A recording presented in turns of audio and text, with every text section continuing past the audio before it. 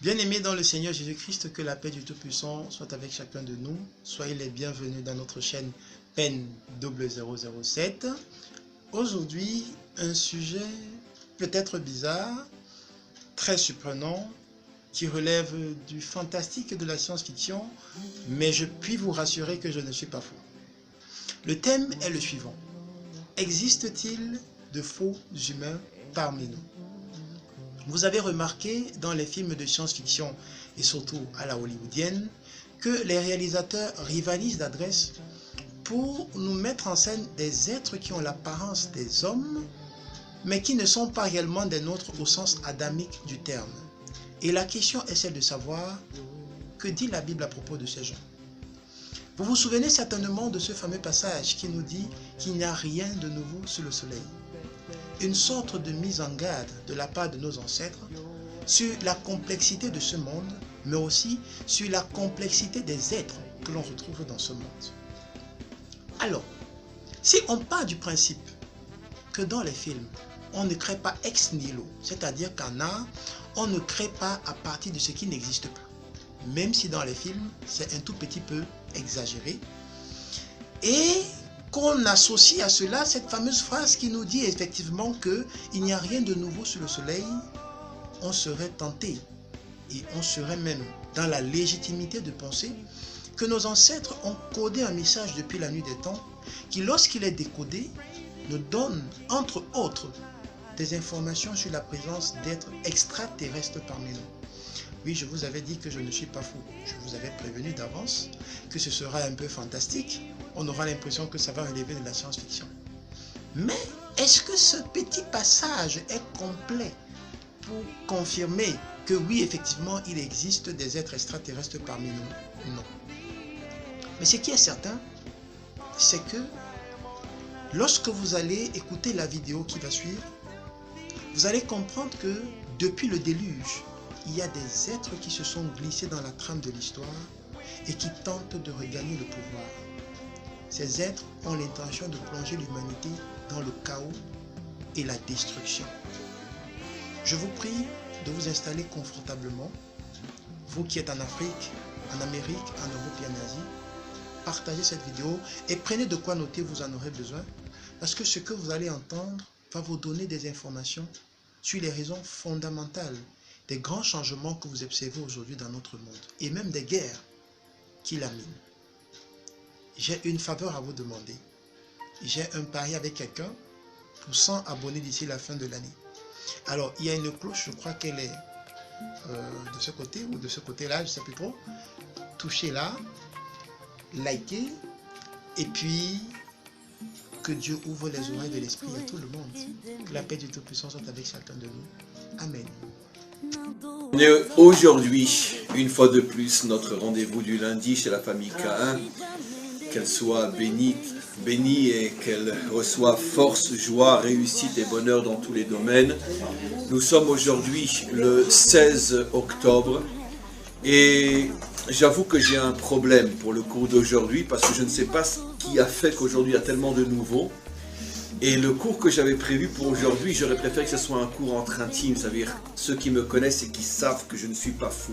Parce que le cours que je vais faire aujourd'hui, avec le nombre de nouveaux qu'il y a dans ce cours, vous allez vraiment penser que je suis dingue. Et bien que je vais reparler d'une notion que j'ai déjà traitée, toujours un petit peu comme en marchant sur des œufs, ou comme en rentrant dans un champ de mine, on ne sait jamais quand ça va casser ou quand ça va exploser, parce que c'est un sujet qui est très délicat, mais que je suis obligé de reprendre aujourd'hui, vu le fait qu'on est dans Parshat Noach, la deuxième paracha de la Torah, et que le sujet que l'on va évoquer est largement évoqué dans cette paracha aussi. Il y a quelques années déjà, j'avais annoncé d'une manière assez révolutionnaire parce qu'on est rarement, pratiquement jamais habitué à entendre cette approche, même à l'intérieur du monde juif, ce qui m'avait d'ailleurs à l'époque valu une levée de bouclier contre ce que j'avais dit, de rabbinim, de gens qui enseignent, etc. Et puis bon, depuis ils se sont tellement découragés de moi qu'ils n'essayent même plus. Mais à l'époque, ils pensaient peut-être pouvoir encore me récupérer. J'avais annoncé dans un cours il y a quelques années comme quoi le récit de la création de Adam n'est pas le récit de la création de tous les humains qui se trouvent sur Terre aujourd'hui ou dans toutes les générations, et que Adam est le fondateur de la lignée adamique, mais pas tout ce qui ressemble à un humain est un homme, vient de la lignée adamique, et il y a entre la lignée adamique, dont j'espère que nous faisons partie, et les animaux, il y a des créatures intermédiaires qui n'ont rien à voir avec Adam, qui ne sont pas vraiment des animaux parce qu'ils ne marchent pas à quatre pattes, mais qui ne sont pas non plus des humains dans le sens thoraïque du terme. Et il y a des allusions à cela bien sûr dans la Torah, ce qui veut dire qu'aujourd'hui on est 7 milliards de personnes sur Terre, et le grand problème que nous avons, c'est qu'il est relativement facile de voir si on est en face d'un animal dans le sens réel ou non, parce que même si c'est un singe qui marche sur ses deux jambes, malgré tout, bon, on voit que c'est un singe, on voit que c'est un animal, à plus forte raison c'est un animal véritable qui est sur ses quatre pattes, mais si on est en face de quelqu'un qui n'est pas adamique, qui n'est pas donc ce que l'on pourrait appeler un homme dans le sens réel du terme, mais qui n'est pas non plus un animal, car il a le même corps que vous et moi, alors c'est très très difficile de savoir quand on croise quelqu'un comme ça à qui on a affaire. Il va falloir attendre certains dévoilements, certaines révélations, justement dont parle la Parshat Noach, pour savoir en face de qui on se trouve, et on va avancer doucement. Ce qui veut dire que ce que j'annonce, ce que j'enseigne, bien sûr puisé à l'intérieur des secrets de la Torah, de textes auxquels même de nombreux rabbinim n'ont pas accès, et n'avaient pas accès, c'est pour ceux qui me sont tombés dessus quand j'ai annoncé cette chose-là, parce que tout le monde était persuadé, d'ailleurs, avec tout le respect, si vous demandez à un non-juif, même religieux, qui connaît la Bible, d'où viennent les 7 milliards d'êtres humains aujourd'hui, c'est évident qu'il vous répondra de Adam et de Ève. Si vous demandez à la plupart des juifs aujourd'hui aussi la même question, ils vous répondront de la même manière. Mais c'est faux, absolument faux. Il existait des créatures à forme humaine avant Adam. Adam n'est apparu qu'il y a seulement 5778 ans. Mais avant l'apparition de Adam, il y avait déjà des millions de créatures à forme humaine, mais qui n'étaient pas des êtres humains à proprement dit. Et c'est eux qui, comme on va le voir, vont être responsables du déluge et de toutes les catastrophes de l'humanité. Il y a 5778 ans est apparu le fondateur de la lignée adamique.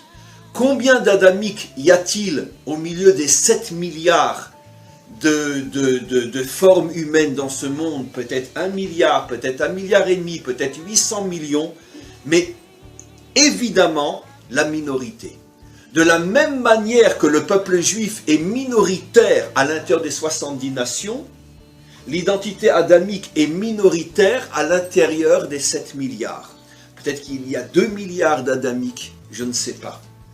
Mais quoi qu'il en soit, ça restera minoritaire. La grande majorité des créatures à forme humaine ne sont pas des adamiques, ne sont pas non plus, que je le redise encore une fois, ne sont pas non plus des animaux, mais ne sont pas des adamiques.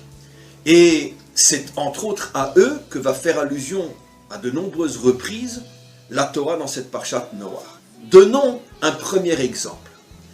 On a ce fameux texte qui jusqu'à aujourd'hui est d'un mystère inimaginable, et généralement on n'aime pas trop rentrer dans les détails parce qu'on ne sait pas de quoi on parle. La fin de Parshat Bereshit, donc celle qui annonce le déluge, on nous parle des fameux Néphilim. Vous avez tous lu l'histoire des Néphilim, de ces créatures déchues qui ont été attirées par les filles de Adam, les filles donc adamiques, et qui sont descendues sur terre pour se marier avec elles, ou plutôt pour les prendre de force, parce que c'était des créatures extrêmement puissantes. Et de cette union pas tout à fait naturelle sont nés, les Anshé Shem sont nés des gens très très puissants. qui sont devenus d'une certaine manière les dirigeants du monde et ceux qui vont être les dirigeants qui vont amener la génération du déluge, comme c'est clairement, absolument clairement dit dans la Torah. C'est de cette union donc entre ces créatures déchues, on va tout de suite voir, et les filles de Adam, la Torah est claire. On les appelle dans la Torah Bnei Elohim. Alors évidemment, un juif ne va jamais traduire Bnei Elohim par fils de Dieu. Puisque comme nous le savons, nous qui connaissons l'hébreu, le mot Elohim est appliqué à quantité d'autres choses que Dieu. Par exemple, qui s'appelle Elohim aussi dans la Torah, de très très bons juifs? Les juges. Les juges sont appelés Elohim. Comment était appelé Moshe? Ish Elohim. Et c'est certainement pas un Dieu. Et aussi, les plus célèbres des créatures appelées Elohim dans toute la Bible, c'est les... Non, je n'ai pas dit Elohim Acherim, Elohim tout court, les anges. Les anges sont appelés Bnei Elohim, bien sûr. Vous verrez dans les prophètes, de très nombreuses fois, les anges sont appelés Bnei Elohim. Qu'est-ce que veut dire en hébreu Elohim? La traduction littérale de Elohim. Le puissant. Ça vient de la racine El qui veut dire force. Non, non, non, non, non. El veut dire force. C'est pour ça que, au moment de la traversée de la mer, l'un des versets que dira Israël à Dieu, Michamocha ba Elim Hashem, qui est comme toi parmi les puissants. Il est dit Elim. Et le mot Elohim est une conjugaison du mot Elim qui veut dire force, puissant. Les anges sont appelés Elohim parce qu'ils sont puissants. Par rapport à nous, bien sûr. Les juges sont appelés Elohim parce qu'ils sont puissants. Ils ont le pouvoir de décider qui rentre en prison, qui sera puni, qui ne l'est pas. Moshe est appelé Ish Elohim parce qu'il était puissant. Il est arrivé à mettre l'Égypte à genoux, à mettre Pharaon à genoux et à sortir un peuple d'esclaves d'Égypte. Donc tout ce qui incarne la puissance s'appelle Elohim. D'où la raison pour laquelle les idoles sont appelées aussi Elohim Acherim, les puissances vénérées par les idolâtres.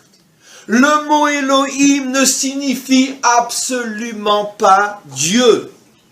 Simplement que l'une des appellations de Dieu, c'est de dire qu'il est Elohim. Puisque si les anges s'appellent Elohim, parce qu'ils sont puissants, si un homme, qu'il me pardonne, mais je le dis à Ladinovitch, si un homme qui va aux toilettes comme Moshe s'appelle Ish à Elohim, donc évidemment que Dieu est lui aussi par définition Elohim. Mais Elohim ne veut pas dire Dieu, Elohim veut dire puissant. Et celui qui est le plus puissant de tous les puissants, c'est Dieu lui-même. Comme dira Israël, je le redis, Michamocha ba Elim Hashem, qui est comme toi parmi les puissants, qui peut changer les lois de la nature, la traversée de la mer.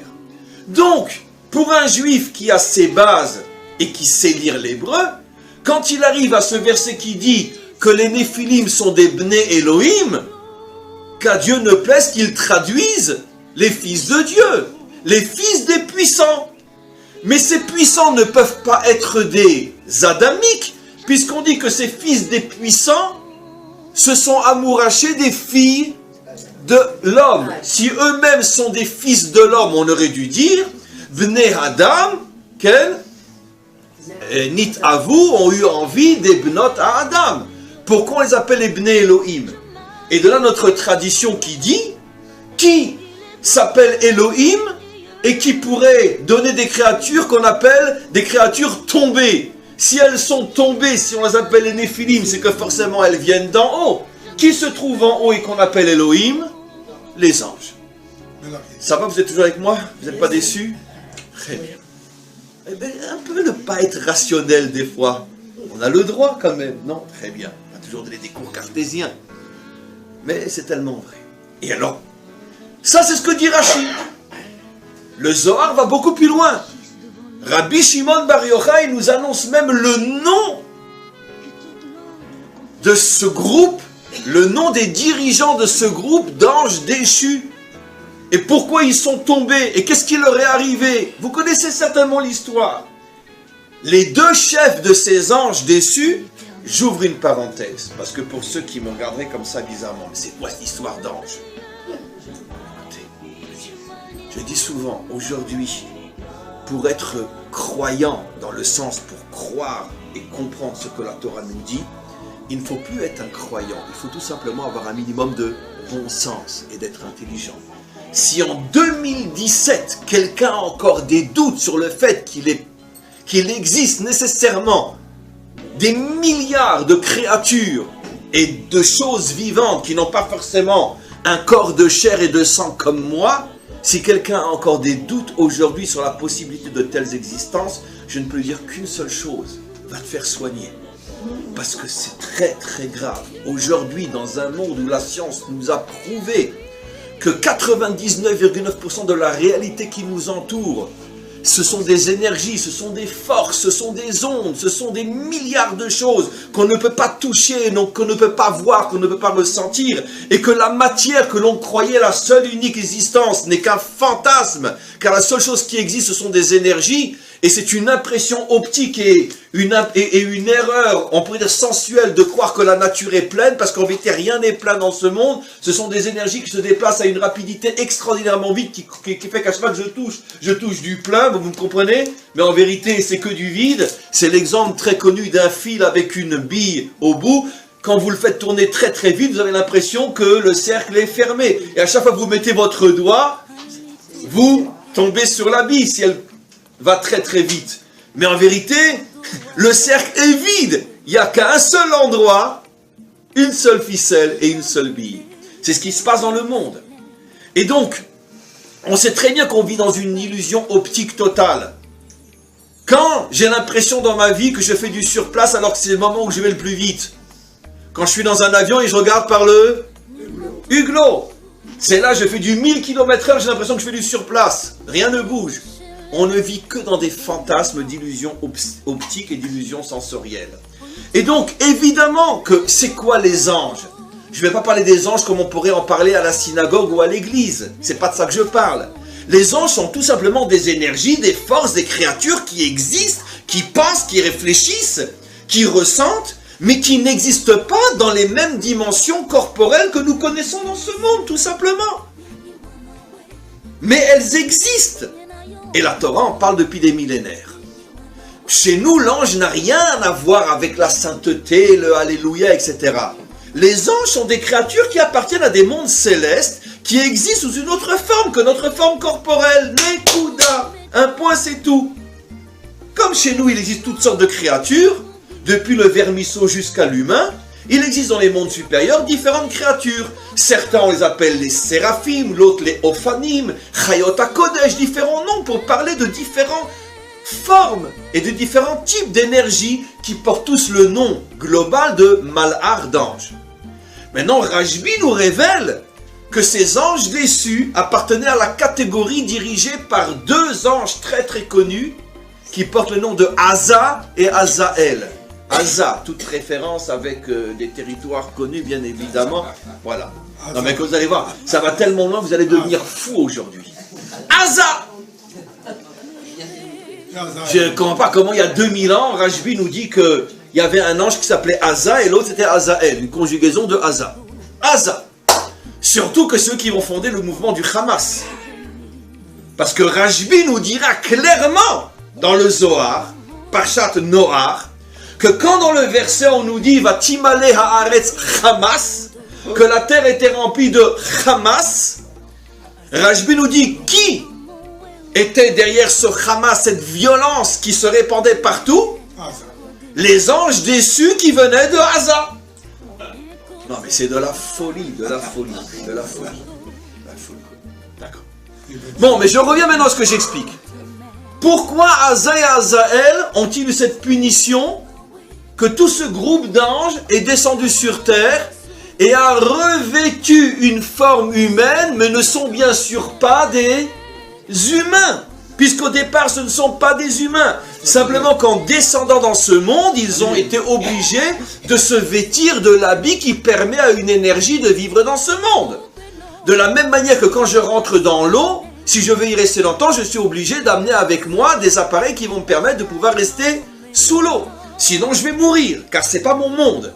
Si ces anges déçus ont été déchus, vous allez voir, ont été descendus dans ce monde pour y rester, malheureusement jusqu'à aujourd'hui, il fallait donc bien qu'ils reçoivent des appareils, des machines qui leur permettent de vivre dans un monde qui n'est pas le leur, selon leur nature première.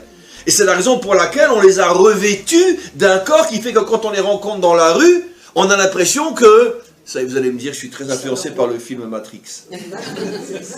Mais oui, mais Matrix a été fait par 2 juifs qui avaient étudié pas mal de notions un petit peu secrètes avant de faire leur film. Eux-mêmes l'ont avoué après.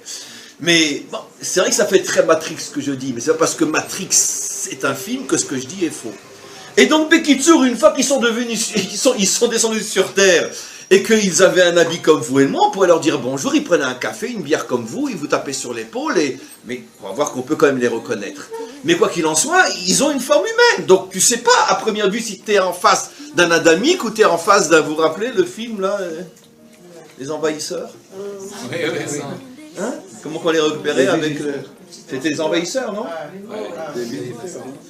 Non, c'était les Envahisseurs. C'était une quarantaine d'années. Hein? Thierry, d'accord? Les Envahisseurs. Comme ça.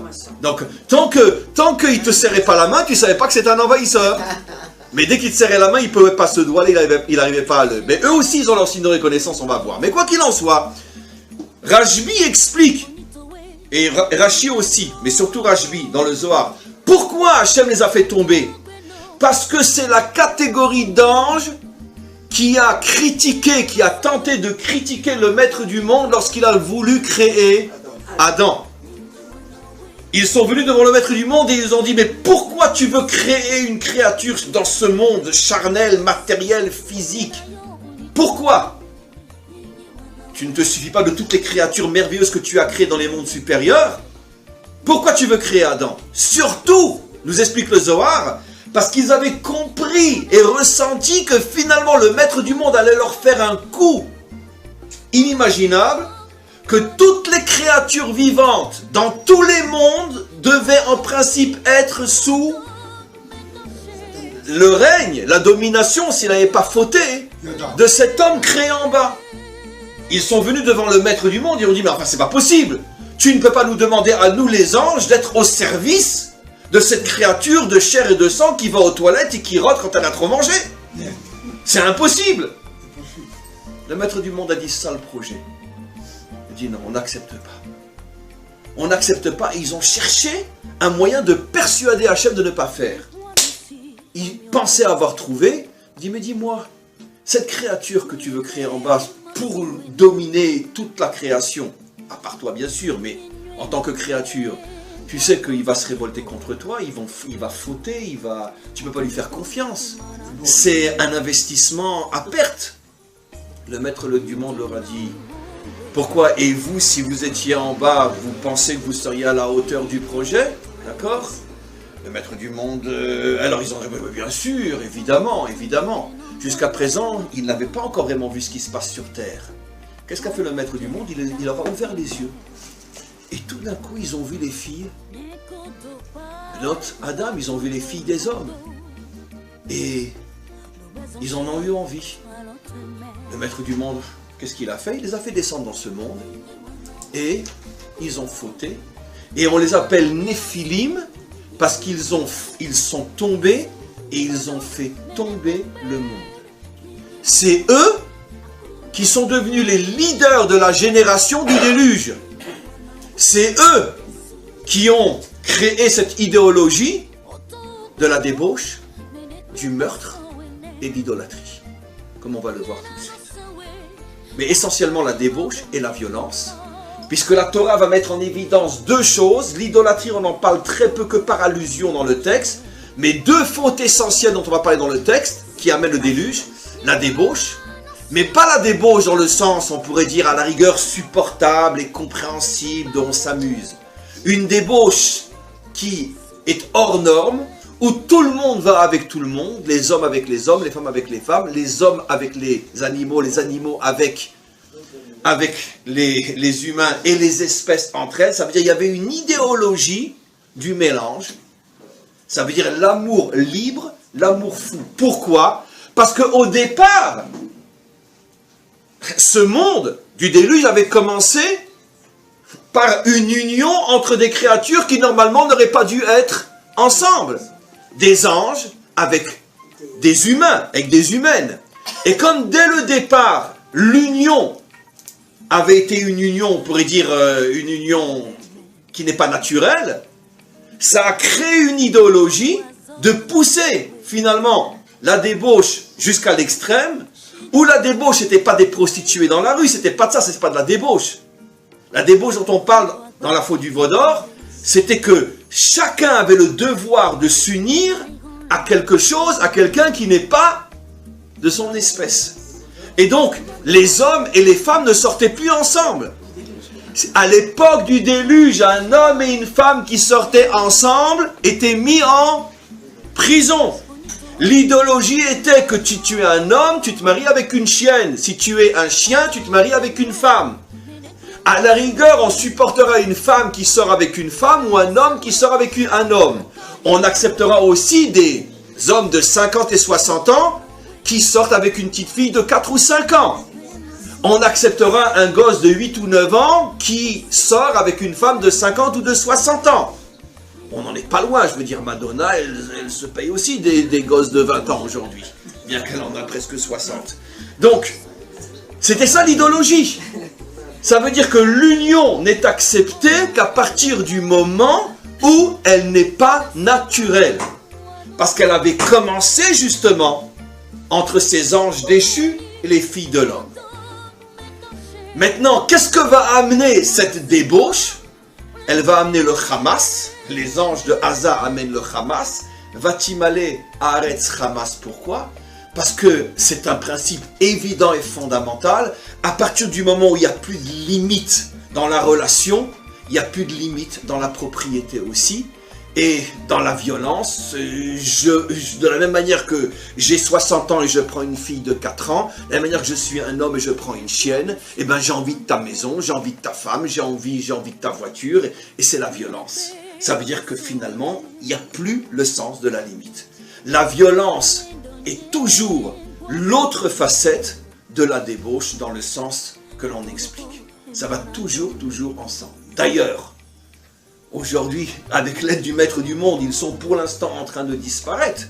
Mais les plus grandes violences dont on a parlé ces dernières années provenaient justement d'un mouvement, d'accord, qui n'avait aucune limite dans la relation sexuelle.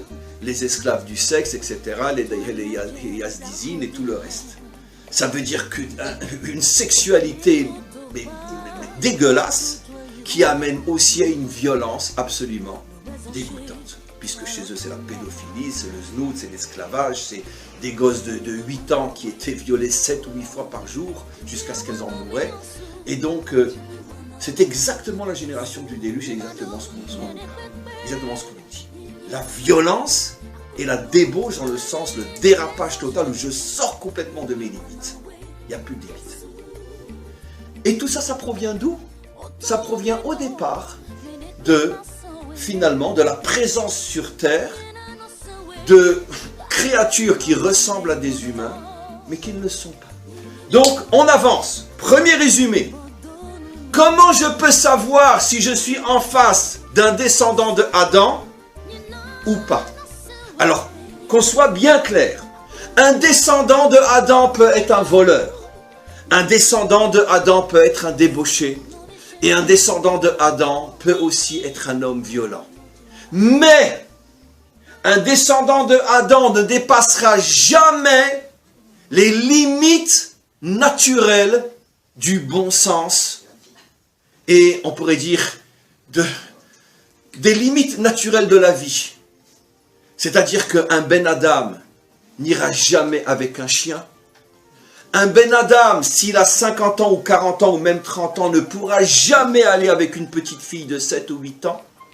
Un Ben Adam, s'il a 7 ans ou 8 ans ou 9 ans, ne pourra jamais aller avec une femme qui est adulte. Ça, c'est les limites. De la même manière, un Ben Adam ne pourra jamais arriver au Hamas. Quelle est la différence entre Hamas et Gneva ou Gzela? Gneva, c'est voler. Gneva ou Gzela, Gneva, c'est le vol. Simplement que Gzela, c'est quand je te prends directement de tes mains. Gneva, c'est quand je prends en cachette. Mais peu importe, dans les deux cas, c'est du vol. Quelle est la différence avec Hamas? Hamas, c'est la violence. La violence en tant qu'idéologie, dans le but de prendre, dans le but de piller. Le Hamas, c'est le pogrom, par exemple. Ça veut dire que je tue le propriétaire et je prends ce qui est à lui. Le Hamas, c'est le génocide. Le Hamas, c'est la violence qui fait qu'après, on se retrouve avec les biens de celui qu'on a exterminé. Un Ben Adam ne pourra jamais faire ça. Un Ben Adam peut avoir faim, peut avoir une tentation, il peut voler. Mais le Ben Adam n'ira jamais tuer pour pouvoir prendre ce qui n'est pas à lui. Ça, c'est les limites. Ça veut dire que, encore une fois, il peut y avoir des exceptions sur le plan individuel, que quelqu'un est tombé. Mais je parle d'une idéologie, je parle d'une civilisation, je parle d'une philosophie, je parle d'une manière de concevoir l'existence. À partir du moment où un groupe de créatures dit, voilà, ces filles-là ne sont bonnes qu'à être transformées en esclaves du sexe, à partir du moment où une idéologie dit, tout ce qui est à vous est à nous et vous devez disparaître pour qu'on puisse le prendre, et Dieu sait combien il y a eu de ce genre d'idéologie dans l'histoire. Nous les Juifs, on en a été victimes pendant des millénaires. D'accord? À partir du moment où on a affaire à ce genre de créatures, nous sommes sûrs et certains que nous ne sommes pas en présence de descendants de celui au sujet duquel le maître du monde a dit « Naase Adam Betsalmenu ». Une fois, il m'est arrivé une histoire. Et la personne m'a demandé pardon quand j'avais sorti ce genre d'idée pour la première fois. Alors que c'est tellement évident, c'est tellement quand on réfléchit. J'ai un Rav qui m'a téléphoné, un Rav francophone qui m'est tombé dessus, il m'a dit mais comment tu peux dire des choses pareilles, où c'est qu'on a vu, où c'est qu'on a entendu. Bon, je lui ai dit déjà regarde le Zohar, tu verras, je ne me trompe pas, mais peu importe. Mais j'ai pas été si loin. Je lui ai dit dis-moi, tu as vu, c'était il y a 2, 3, 4 ans, tu as vu les vidéos qui circulent sur le net en ce moment? Mieux vaut d'ailleurs ne pas y arriver. Où on voit comment les têtes coupées en Irak sont offertes aux enfants pour qu'ils jouent au football. D'accord? Je lui ai dit, qui insulte le maître du monde? Toi ou moi?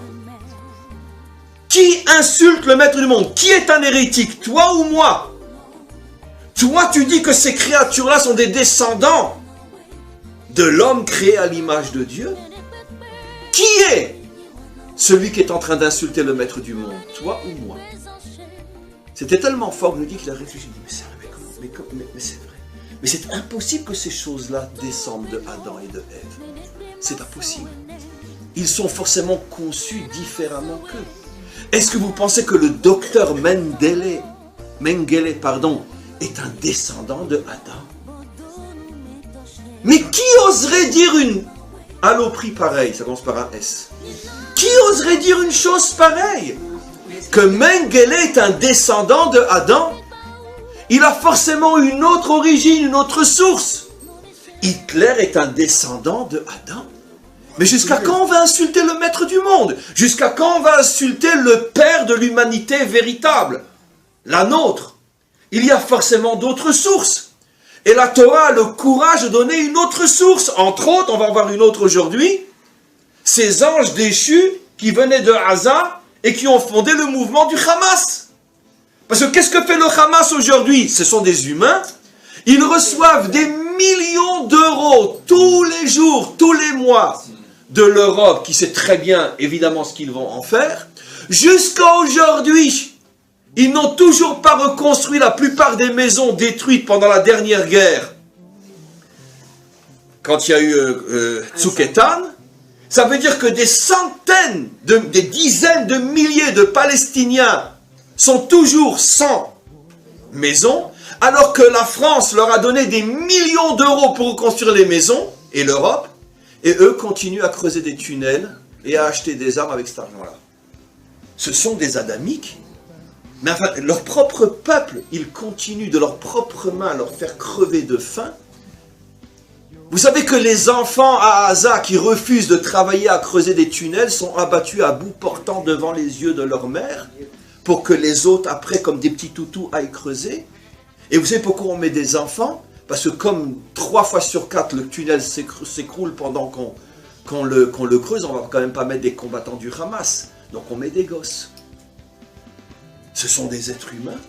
Quelqu'un va insulter Dieu en disant que ces choses-là descendent de Adam Arishon.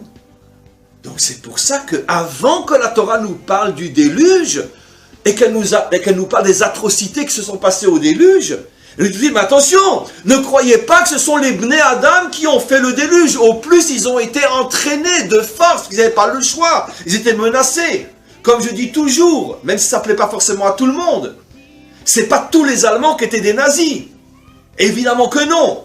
Mais ils étaient tous obligés de suivre parce que sinon ils se faisaient descendre. Peut-être que la majorité l'était, mais il y avait des milliers qui ne l'étaient pas non plus. Mais ils n'avaient pas le choix, ils n'avaient pas le courage de dire non.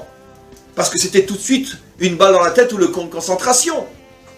Donc c'est ce qui s'est passé avec les Adamiques qui ont suivi le projet de ces anges déchus. Et déçus parce que finalement, oui, l'homme a été créé. On a un autre makor à ce que j'explique dans cette fameuse paracha, et après on va aller encore un petit peu plus loin.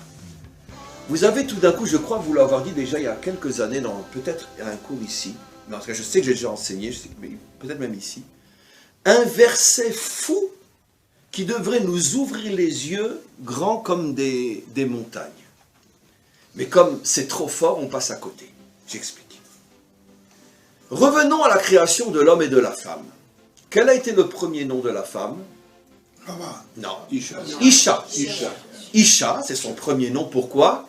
Qui met Ish Lukacha Zot. Parce qu'elle a été créée à partir du Ish.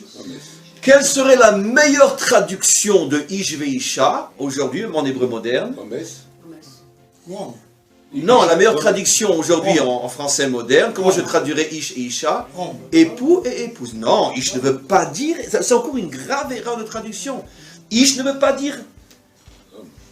Adam est appelé Ish à partir du moment où on lui donne une épouse, une Isha. Donc la véritable traduction, d'ailleurs même en hébreu moderne, par abus de langage, Ish signifie l'homme, mais en hébreu moderne universitaire, Ish veisha signifie époux et épouse, monsieur et madame, dans le sens de marié. Ça c'est la traduction universitaire. Après il y a l'abus de langage, comme dans toutes les langues, où le même mot est utilisé n'importe comment. Mais au début, Ish veisha signifie homme et femme, dans le sens marié. Très bien. Revenons maintenant aux animaux. Est-ce qu'un animal peut avoir une seule femme? Impossible, ça n'existe pas. Nos maîtres disent, il y a une exception, c'est la colombe et le colombe. Voilà. Il y en a le... Voilà. Non. Non. Nos maîtres disent, il n'y a que chez les colombes qu'il y a de la fidélité. Encore que le mot fidélité est une idiotie, car chez eux, ce n'est pas de l'infidélité. Leur nature ne leur permet pas de rester avec la même femelle ou la même mâle. Le même mâle. Très bien. Donc, un chien fait des enfants avec toutes les chiennes qui passent devant lui. Les chiennes acceptent de faire des enfants avec tous les chiens qui passent devant lui. Est-ce qu'ils sont débauchés? Pas du tout, qu'à Dieu ne plaise. C'est leur nature. Ils n'ont pas choisi d'être comme ils sont. C'est comme ça. Très bien. Donc, tous les animaux ont normalement et naturellement une relation avec plusieurs femelles et plusieurs mâles. Est-ce que l'on peut donc parler de Ish veisha au niveau des animaux? C'est une aberration. Est-ce qu'on peut dire qu'un chien, la femelle avec laquelle il vient de s'unir, s'appelle Ishto? C'est impossible. Ça fait rire même, d'accord? Même si on n'est pas très hébraïsant, si on vous dit que le chien, il est marié avec Sirex, il est marié avec Rixit, et que Rixit, c'est son épouse, ça va nous faire rire. D'accord? Si on dit Ishto, d'ailleurs même en français, on va dire c'est l'épouse de mon chien, je présente l'épouse de mon chien. Très bien. François a épousé Françoise. Non, mais attends, c'est impossible, car on sait que ça ne marche pas. Maintenant, donc, le fait qu'un chien ait plusieurs femelles et le contraire ne nous choque pas, c'est normal. Un chien qui irait avec une chatte. Un chat qui irait avec une chienne. Est-ce que c'est normal, ça? Non. Ça, on sent déjà que ça va pas. D'accord. Un cheval qui irait avec une chienne. Non. C'est pas naturel. C'est ce qui se passait à l'époque du déluge. Mais ça, non. Qu'un chien aille avec 1000 femelles chiennes, kolakavosh, qu'un hirbou, très bien. Mais qu'un chien aille une seule fois avec une jument, non. Ça, c'est plus naturel. Là, il y a déjà un détraquage quelque part. Très bien. La Torah nous dit explicitement que l'arche repoussait tous les animaux qui avaient corrompu leur chemin, c'est-à-dire qui avaient été avec une autre race que la leur. Je ne sais pas si c'est le mot race qui est espèce, pardon, c'est pas race, c'est espèce. C'est-à-dire que tous les animaux voulaient être sauvés, mais si un cheval avait été avec une chienne, l'arche fermait sa porte et il ne pouvait pas rentrer. Bon, peu importe, c'est la métaphore, mais quoi qu'il en soit, voilà. N'ont pu rentrer que les animaux qui ont gardé la relation avec leur espèce. Les chiens avec les chiennes, les chats avec les chattes, les chevaux avec les juments. Ceux-là sont rentrés, l'arche s'ouvrait. Il n'y en a pas eu tellement, finalement. Il n'y en a eu que quelques dizaines de couples à chaque fois. Il y a tout d'un coup un verset qui nous dit que sont rentrés dans l'arche les animaux Ish ve'ishto. C'est dit qu'une seule fois, et après, quand la Torah répète que sont rentrés dans l'arche le mâle et la femelle, quelle sera l'expression utilisée la plus connue? Zachar ve'nekeva. Comment dit-on un homme pour un animal? Un zachar. Comment dit-on une femme? Une nekeva. On ne dit pas Ish ve'isha. Et alors que la Torah répète de très nombreuses fois que sont rentrés dans l'arche tous les zachar et toutes les nekeva propres, à 2 reprises, seulement à 2 reprises, tout d'un coup il est dit que sont rentrés, dans le verset qui parle de l'entrée des animaux, chaque animal est rentré Ish ve'ishto. C'est impossible. Parce que même si on parle encore une fois d'animaux propres, c'est sûr que cet animal-là, oui, je ne sais plus qui est un animal, c'est clair que cet animal-là n'est pas marié avec Rexit. D'accord? Il en a plusieurs. Et il ne se rappelle même plus qui. Et il ne sait même pas qui sont ses enfants. Parce que c'est la nature. Donc comment qu'on peut l'appeler? Ishto. De là, nos maîtres expliquent que ça fait allusion au fait, et Rachid le dit aussi dans son langage, que dans l'arche sont rentrées aussi des créatures non adamiques qui étaient très très peu nombreuses, mais qui étaient restées au moins au niveau de l'union des espèces. Ça veut dire que on fait allusion à eux dans le verset qui parle des animaux, parce que comme les animaux, c'est clair qu'ils n'avaient pas qu'une femme, mais pour bien nous faire comprendre que ce ne sont pas des animaux non plus, dans le sens ils marchent à 4 pattes, on les appelle dans le texte Ish ve'ishto. Parce que quand on les voyait de l'extérieur, ils avaient une forme humaine et ils étaient l'un avec l'autre comme un homme et une femme sont l'un avec l'autre. Pas comme un chien et une chienne sont l'un avec l'autre. Ça veut dire sans amour, sans rien, c'est un acte technique. Il y avait de l'amour, il y avait du respect, etc. Donc on peut les appeler Ish ve'ishto, bien qu'en vérité ils n'étaient pas des adamiques, et c'est la raison pour laquelle on en parle d'une manière allusive dans le verset qui parle de l'entrée des animaux dans l'arche. Donc encore une allusion extraordinaire au fait que dans l'arche sont rentrés aussi, puisque l'arche devait préserver toutes les créatures existantes avant le déluge. Avant le déluge, il y avait des animaux, il y avait des créatures non adamiques, et il y avait des créatures adamiques. Toutes se sont retrouvées dans l'arche. Rachi fait allusion à ce que je dis dans un autre langage que le mien, et il dit, dans l'arche sont rentrés même des Shedim. Rachi explicite. Shed. Diable. Vous reviendrez au cours prochain, malgré tout, malgré le cours d'aujourd'hui. Nos maîtres nous disent que les Shedim, ce sont des créatures qui nous ressemblent, qui sont dans ce monde, etc. Elles nous ressemblent, allez, vous allez rigoler. Simplement qu'il ne faut pas qu'elles enlèvent leurs chaussures parce qu'ils n'ont pas les mêmes pieds que nous. Elles nous ressemblent juste qu'aux pieds. Mais elles ne peuvent en aucun cas prendre leurs pieds. Parce que si elles prennent leurs pieds, on va voir que ce ne sont pas vraiment des humains comme nous. Parce qu'au niveau du pied, ils ont une différence. Soit ils ont un pied fermé, il n'y a pas le découpage des doigts, soit c'est une sorte de forme comme ça qui leur permet de tenir et de marcher, mais qui n'a pas la forme que nous connaissons. Ce sont des Shedim. Il y a d'autres explications sur le Shed, mais voilà. Ça fait des millénaires que le Talmud nous enseigne que nous sommes dans ce monde rempli de Shedim, qui ne sont pas forcément des êtres mauvais, mais des êtres qui sont très proches de l'humain, mais qui ont certaines différences avec nous, et qui ne sont pas des humains à part entière. Je vais dire quelque chose de très osé. C'est le test, vraiment, pour que vous me preniez au sérieux. On a tous entendu parler du Balatania. C'était quand même un grand homme, le Balatania. Je ne peux pas imaginer qu'il soit à ce point, on pourrait dire, je ne trouve pas le mot. Le Balatania affirme que Napoléon était un Shed. Et c'est la raison pour laquelle il n'enlevait jamais ses bottes. C'est ce qu'il affirme. Vous y croyez pas, peu importe. Le Talmud affirme que les Shedim sont dotés de forces incroyablement plus grandes que celles des humains. Ce qui amènera les maîtres d'Israël à dire que généralement quand tu vois un dirigeant extrêmement puissant, qu'on essaye de tout faire pour le mettre de côté, on n'y arrive pas, peut-être c'est un Shed. Il a une aura spéciale, des énergies spéciales qui font, vous savez, d'accord, pendant des années, le Mossad a essayé d'avoir la peau d'Arafat. C'est un secret pour personne. Et à chaque fois, la dernière seconde, il arrivait à...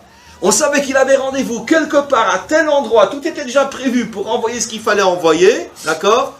Il sortait comme par hasard 30 secondes plus tôt. Mais c'est arrivé des dizaines de fois. Le Mossad, rien ne lui échappe. Arafat lui a échappé pratiquement toute sa vie. Paraît-il qu'ils l'ont eu après, comme on le sait, etc. Bon, peu importe, il ne faut pas dire, ça peut être enregistré. Mais bon, mais quand même, tant qu'il était vraiment un homme fort, pourtant quand même, tout le Mossad sur Arafat, impossible de l'avoir. Hitler. Combien d'attentats il a échappé? Mussolini, gars. Ça veut dire que nos maîtres nous disent, si tu vois un dirigeant, et aujourd'hui le Nord-Coréen, et il a le monde entier, tous les services secrets du monde pour avoir sa peau. Ils n'y arrivent pas. Ils y arriveront peut-être demain, mais en tout cas, tout le monde a échoué. Même le Mossad n'y arrive pas. Comment c'est possible? Nos maîtres disent, il y a le concept qu'on appelle le concept du Shed. Ça veut dire une créature d'une puissance inimaginable, qui a aussi un 6e, un 7e, un 8e sens, qui sent le danger et qui sait où être à chaque moment pour échapper à un problème. Le Balatania affirme que Napoléon était un Shed. Ça l'a pas empêché de se marier, d'avoir des enfants, d'être un homme courtois, etc., intelligent et certainement très bon dans des milliers de domaines. Mais cette puissance irrationnelle, c'est un homme qui ne dormait jamais, vous le savez tous. Il ne dormait pas, il ne mangeait pas, il avait des forces inimaginables. Le Balatania a vu dans lui un Shed. Donc Rashi nous dit clairement que les Shedim aussi sont rentrés dans l'arche. Et moi je rajoute ceux à qui on fait allusion dans Ish Ve'ishto. Donc mes amis, qu'est-ce que vous comprenez de là? C'est que ces parachiotes sont remplis de messages confirmant le message que je vous enseigne. Il faut qu'on arrête une fois pour toutes de croire que tout ce qui a 2 jambes, 2 bras, 2 yeux, 2 oreilles, un nez et une bouche est un être humain. Et pourquoi c'est très important de le savoir? Parce que déjà, selon la définition de la Torah, comment tu repères ceux qui ne sont pas des êtres humains? Je n'ai pas encore vraiment terminé le cours, je vais vous expliquer quelque chose d'extraordinaire encore. Eh bien, si tu vois des groupes, je ne vais pas parler de l'individu en tant que tel, parce qu'en tant qu'individu, tout le monde peut tomber. Mais si tu vois des groupes, des idéologies, des peuples, des religions, des civilisations, qui ne vénèrent que la débauche excessive et la violence, tu peux être sûr que tu n'es pas en présence d'êtres humains. Pourquoi c'est extrêmement important de le savoir? Parce que déjà, pour nous les croyants, j'espère que vous allez comprendre ce que je veux dire, c'est extrêmement, si j'oserais presque dire, réparateur et consolateur de le savoir. Parce que l'un des grands problèmes qui ronge le croyant depuis des millénaires, c'est que cette question qu'il a constamment, mais comment Dieu, comment tes créatures, comment l'homme peut en arriver à ces choses-là? Mais pourtant le croyant ne se pose pas la question, mais Dieu, mais comment un lion peut-il se jeter sur une gazelle et la déchiqueter vivante et lui arracher le cœur? Pourquoi on n'a pas de question à ce niveau-là? Parce que c'est un lion, c'est ça, c'est un lion, c'est une gazelle, c'est la nature. Parce qu'on ne voit pas dans cet acte-là de la méchanceté, de la cruauté, c'est la nature. De la même manière qu'une vague tsunami n'est malheureusement pas responsable d'emporter avec elle 300 000 Thaïlandais, comme l'un des derniers tsunamis. Il n'y a pas de problème moral ici, c'est la nature.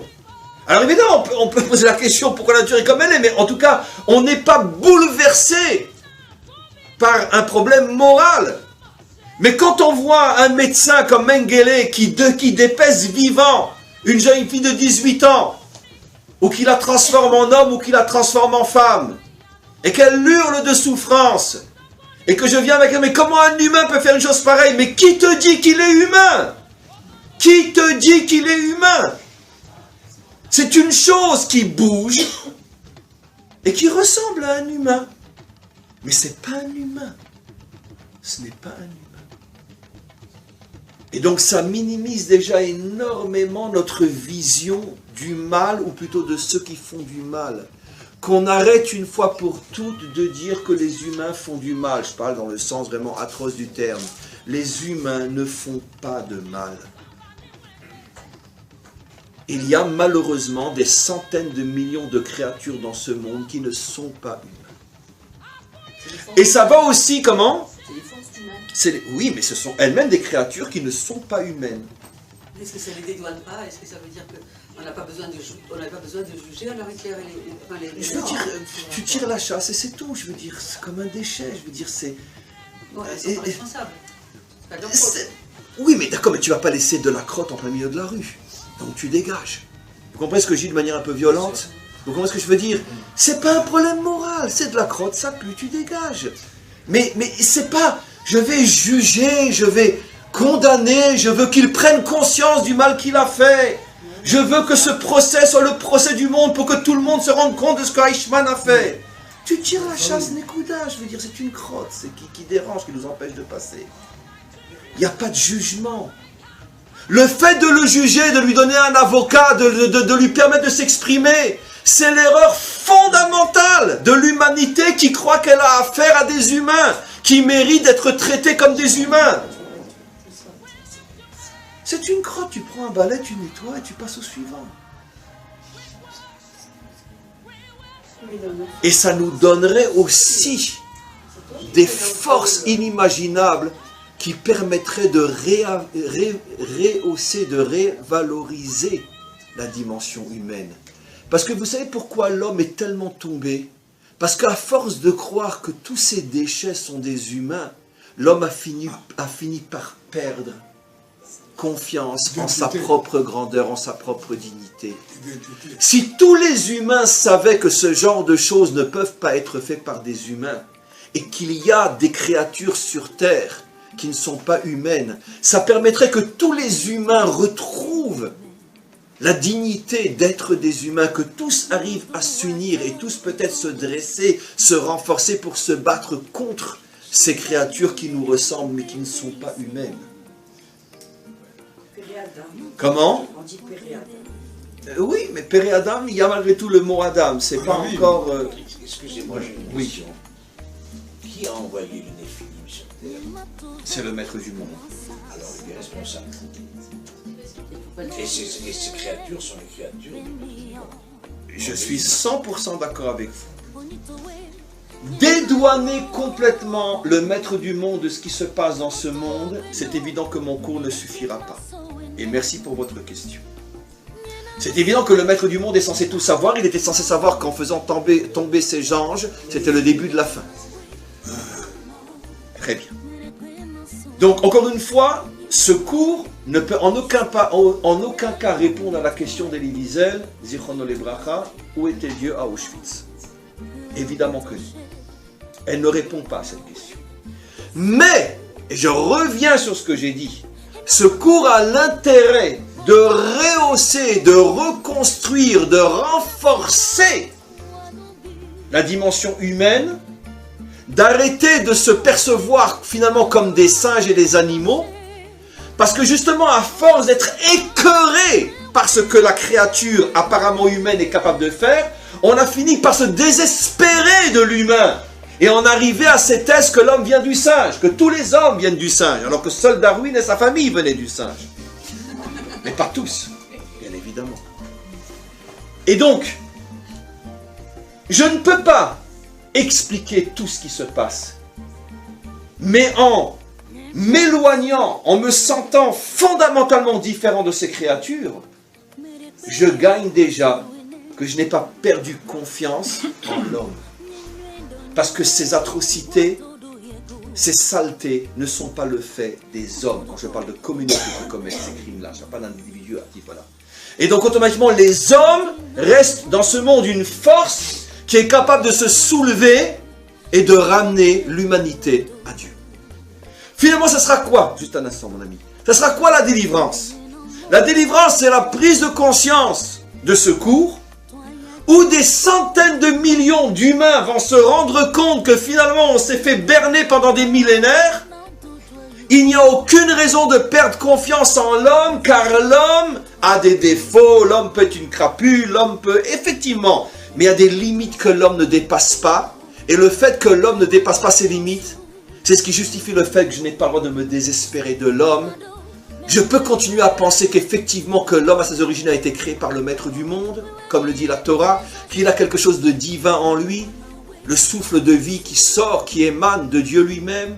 Je garde confiance en l'homme, et si j'arrive, et c'est ce que fera le Mashiach, si j'arrive à rassembler ce milliard ou ces 2 milliards d'humains qui restent dans ce monde, croyez-moi, ce n'est pas le nombre qui fait la force, mais c'est la qualité.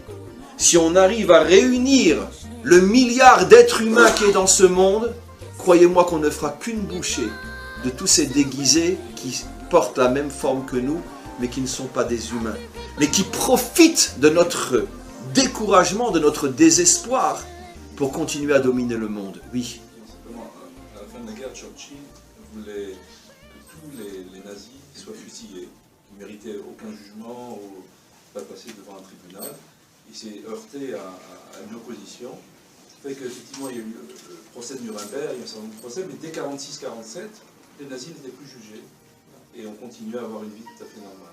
Mais absolument, absolument, absolument. Ça a été le procès de Nuremberg, comme le procès d'Eichmann, à mon sens, font partie des plus grandes erreurs que le monde humain a commis après la Shoah. Le monde humain avait l'obligation de liquider toutes ces créatures, comme je ne savais pas que Churchill le voulait, exactement de la même manière qu'on liquide une saleté. On ne lui dit pas, madame, est-ce que vous êtes d'accord que je vous mette de côté parce que vous dérangez, etc. Est-ce que vous reconnaissez le problème que vous sentez mauvais, madame? Non. Et Churchill a empêché les Juifs de venir en Palestine à cause du livre blanc. Il était aussi complice de la Shoah. Je peux dire quelque chose? Oui. Moi, j'ai une explication beaucoup plus simple pour les Néphilim, c'est-à-dire que les Bnei Elohim ont pris les belles Bnot Adam et ça a conduit à de la gestation, elles sont tombées enceintes. Ben oui, c'est ce que le texte dit clairement. D'accord. Mais ce n'était pas des créatures humaines, puisque le père n'était pas humain. C'est fini? Oui. Alors, ce qui est tombé, ce n'est pas des créatures finies, c'est les fœtus. Apala, on dit en hébreu. Non, c'est pas ce que dit le texte. Les Ils sont Néphilim, tombés, c'est les c'était Bnei des fausses Elohim. couches. Le bon Dieu a fait faire des fausses couches au Bnot Adam, et ça, il y avait des Néphilim. Regardez bien le texte avec Rachid, vous verrez que fausse couche, c'est pas des enfants. Rachid dit clairement qu'ils sont devenus les dirigeants. Ils sont devenus les dirigeants de la génération du déluge. C'est eux qui sont tombés et ont fait tomber la génération de Noé, parce qu'ils étaient extrêmement forts. Je vais juste, avec votre permission, faire une dernière analogie. Je pense avoir plus de temps, mais je ne l'ai pas. Le Zohar rapporte aussi quelque chose d'extraordinaire. Le Zohar fait une analogie entre deux termes qu'on ne voit que 2 fois dans toute la Torah. Tu effaceras. Il est dit au sujet de la génération du déluge, Emre et à Adam, j'effacerai l'imchot, l'homme de dessus la terre et toutes les créatures, pas que l'homme, parce que les descendants de Adam ont disparu, sauf Noé aussi, bien sûr, qui lui a reconstruit la dimension adamique. Et le Zohar fait remarquer qu'une seule autre fois dans la Torah, on parle de l'imchot, d'effacer jusqu'au souvenir, jusqu'au nom Amalek. Et le Zohar fait une analogie, et il dit en vérité, la racine première de tout ce qui n'est pas humain dans ce monde et qui est la cause de toutes les atrocités sur le plan moral et humain dans ce monde, c'est en vérité Amalek. C'est pour ça que Amalek est appelé Réchit Goïm, il est appelé la matrice, la prémisse des peuples. Ça veut dire qu'il a commencé à exister avant même que n'arrivent les 70 nations. Alors, et c'est lui, cette énergie négative qui, lorsqu'elle s'incarne dans le monde, devient monstrueuse.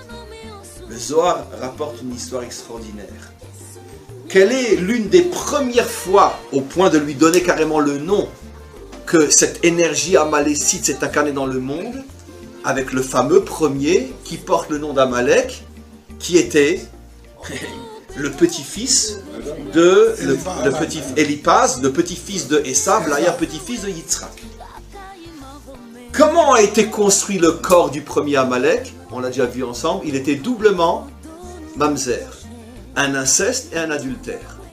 Puisque son père avait été avec une femme mariée, avec laquelle il avait eu une fille, il avait couché après avec sa fille et Amalek était né.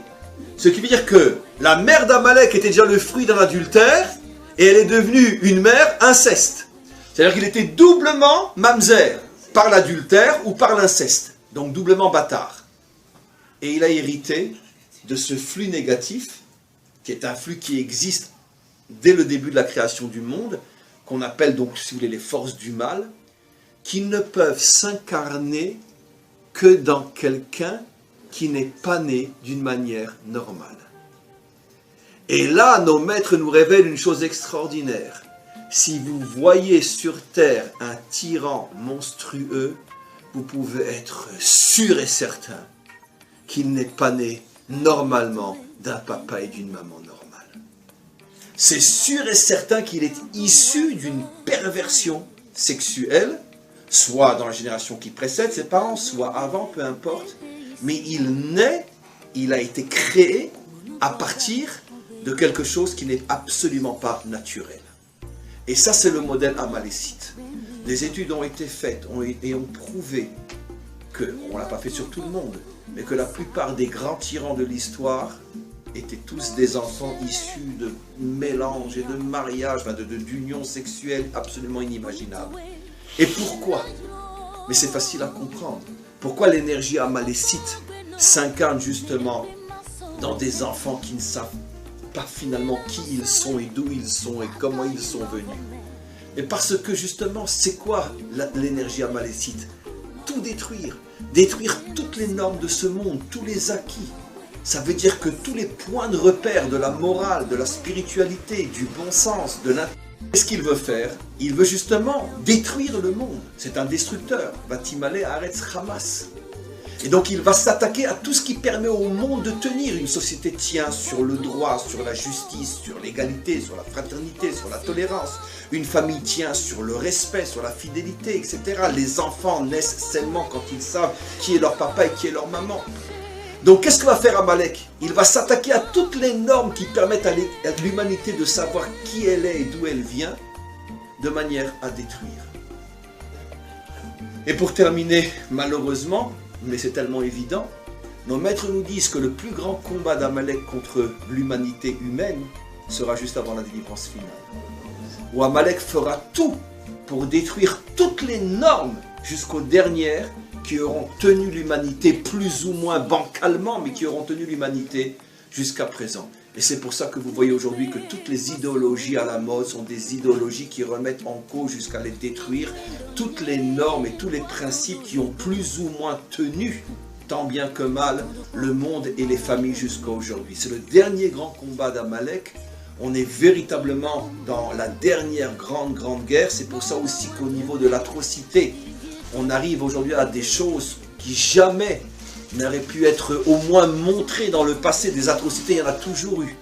Mais même les nazis ne filmaient pas comme Daesh l'a fait, etc. Et l'exposaient sur tous les réseaux sociaux. On est arrivé à un dépassement des bornes les plus éloignées du bon sens et de l'acceptable, parce que l'idéologie amalécite est en train d'essayer de donner un dernier grand coup à l'humanité. Mais nous pouvons être confiants. Milchamal Hashem be'amalek midor, c'est Hashem lui-même qui prend cette guerre en main. Et j'effacerai moi-même jusqu'au souvenir d'Amalek. Amen.